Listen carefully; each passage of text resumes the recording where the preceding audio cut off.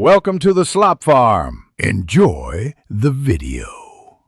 In this video, I will explain how to use the data folder on your Oculus Quest 2. First, you'll need to understand its purpose.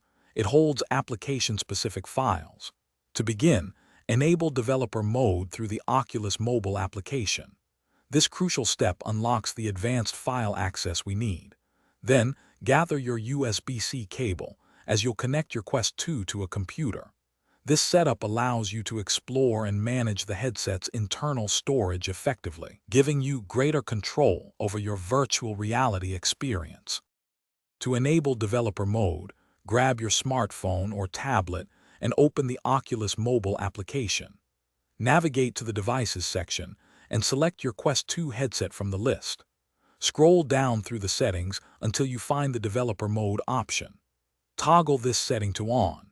This action is essential, as it grants your computer the necessary permissions to view and interact with the headset's internal file system, including the elusive data folder, for advanced customization and management. Now connect your Oculus Quest 2 to your computer using a high-quality USB-C cable.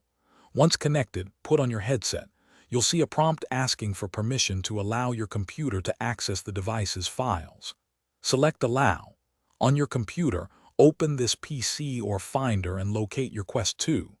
Inside, navigate to the Android folder, then the Data folder. This is where you'll find application-specific files, ready for you to manage and modify as needed.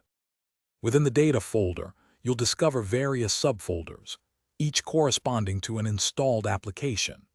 These folders contain critical user data, saved games, and configuration files.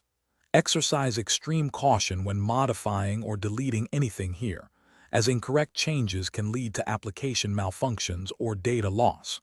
However, this access is invaluable for installing custom content, applying mods, or troubleshooting specific application issues, offering a powerful way to personalize your virtual reality adventures. Thanks for watching. Consider subscribing if we helped you today.